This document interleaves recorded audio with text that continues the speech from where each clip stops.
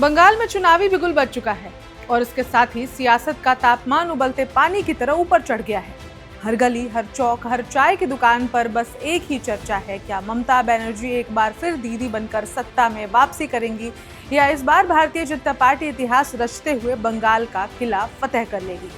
जैसे ही election commission ने 2026 विधानसभा चुनाव की तारीखों का ऐलान किया है, पूरे राजनीतिक माहौल गर्मा गया।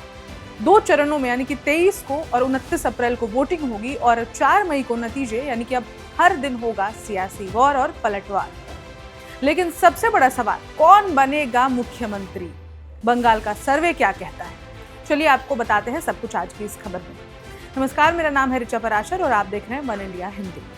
पश्चिम बंगाल की 294 सीटों पर होने वाला ये चुनाव सिर्फ सत्ता का नहीं बल्कि प्रतिष्ठा का भी युद्ध बन चुका है। एक तरफ all India Trinamool Congress TMC अपनी लगातार तीसरी जीत के लिए मैदान में है, तो दूसरी ओर बीजेपी पूरी ताकत झोंक कर परिवर्तन का नारा दे रही है। राज्य में चुनावी रणनीतियां तेजी से तैयार हो रही हैं। रैलियों, रोड शो और सोशल मीडिया कैंपेन का दौर शुरू हो चुका है। ममता बनर्जी अपनी सरकार के कामकाज और जन कल्याण योजनाओं का मुद्दा बना रही हैं, जबकि बीजेपी नेतृत्व कानून व्यवस्था, भ्रष्टाचार और विकास के मुद्दे को जोर शोर से उठा रहा है। अब बात करते हैं उस सर्वे की जिसने बंगाल की राजनीति में हलचल मचा दी है। वोट वाइब और आईएनएस के ओपिनियन पोल के मुताबिक मुकाबला सीधा टीएमसी और बीजेपी के नेतृत्व वाले एनडीए के बीच है।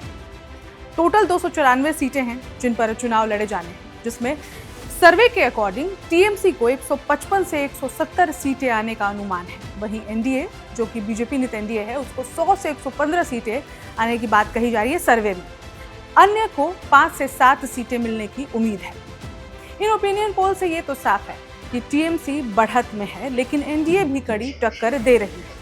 अब सबसे जरूरी सवाल जानते हैं, सीएम फेस के लिए किसको पसंद कर रही है बंगाल की जनता?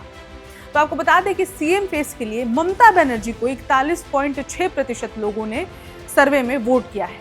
वहीं सुवेंदु अधिकारी को 18.9% लोग, तो समीक भट्टाचार्य को 15% लोगों ने पसंद किया है।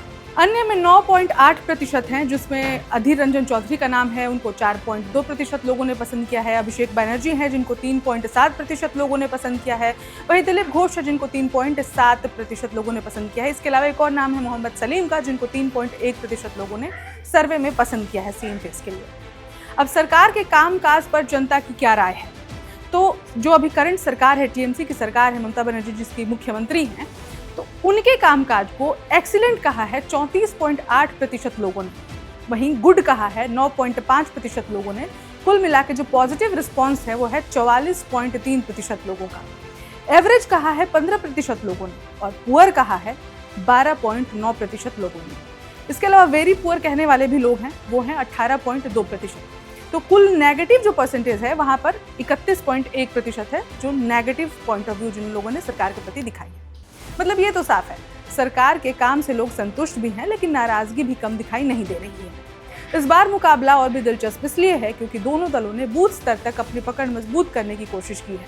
ग्रामीण इलाकों से लेकर शहरी वोट बैंक तक हर वोट अहम माना जा रहा है।